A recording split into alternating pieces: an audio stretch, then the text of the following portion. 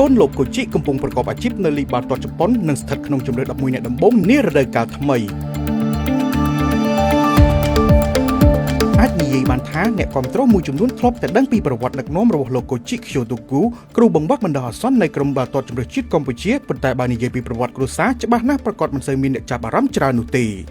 ដូច្នេះនៅថ្ងៃនេះ Peak Sport សូមធ្វើការលើកមកបង្ហាញខ្លះៗអំពីគ្រួសារលោកកូជីជាពិសេសនោះគឺកូនប្រុសបង្កើតដែលកំពុងដើរតាមគន្លងរបស់លោកកូជីខ្យូតូគូត្រូវបានដឹងថាមានកូនប្រុសម្នាក់កំពុងប្រកបអាជីពនៅលីកបាល់ទាត់លំដាប់ទី3ជប៉ុនឬ J-League 3ជាមួយក្លឹប AC Nagano Pasiro គេមានឈ្មោះថា Yoki Tokue កើតនៅថ្ងៃទី17ខែធ្នូឆ្នាំ2004ហើយបច្ចុប្បន្នមានវ័យ20ឆ្នាំYoki Tokue បានចាប់ផ្ដើមបាល់ទាត់ដំបូងនៅអាយុ8ឆ្នាំដោយចូលរួមហ្វឹកហាត់ជាមួយក្រុមថ្នាក់យុវជន Wagyu Nagara FC ប្រចាំសាលាសិក្សារបស់ខ្លួនក្រោយមកក៏បានចូលរួមជាមួយនឹងក្រុមថ្នាក់ Judo FC លុះចូលដល់វ័យជំទង់ឡើងថ្នាក់វិទ្យាល័យគេក៏បានលេងឲ្យក្រុមប្រចាំសាលារបស់ខ្លួនបន្តទៀតគឺវិទ្យាល័យ Shizuoka Gakuen ហើយក៏ជាពេលទទួលបានឱកាសលេងនៅលីកអុយ18របស់សហព័ន្ធបាល់ទាត់ជប៉ុននៅឆ្នាំ2022ផងដែរគេបង្ហាញខ្លួនបាន22ប្រកួតរកបាន7គ្រាប់ក្នុងនាមជាខ្សែការពារកណ្ដាល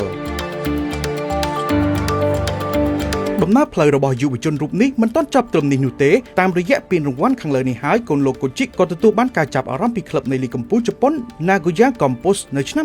2023និងបានឈានចូលដល់ការចុះកិច្ចសន្យាជាផ្លូវការនៅឆ្នាំជាមួយនឹងគ្នានោះតែម្ដងការចូលរួមជាមួយនឹងក្លឹប Nagoya Grampus យុវជនដដែលរូបនេះមិនទាន់ទទួលបានឱកាសលេងនៅក្នុងលីកកម្ពុជាជប៉ុននារដូវកាលដំបូងរបស់ខ្លួនភ្លាមៗនោះទេប៉ុន្តែគេបានបង្ហាញខ្លួនប្រមាណ20នាទីពេលលេងពានលីកខាប់ជប៉ុនទល់នឹងក្រុមខ្លាំង Vissel Kobe ផងដែរលុះចូលដល់រដូវកាលថ្មីឆ្នាំ2024 Yoki Tokue ក៏នៅតែមិនទាន់បានទទួលឱកាសបង្ហាញខ្លួនដូចគ្នាដោយបានត្រឹមអង្គុយកៅអីបំរុងក្នុងលីកកម្ពុជាជប៉ុននិង4ដងក្នុងលីកខាប់តែបានចូលលេងក្នុងពាន Emperor Cup ប្រមាណ55នាទីហេតុដូច្នេះហើយទើបបានជានៅពាក់កណ្ដាលរដូវកាលឆ្នាំ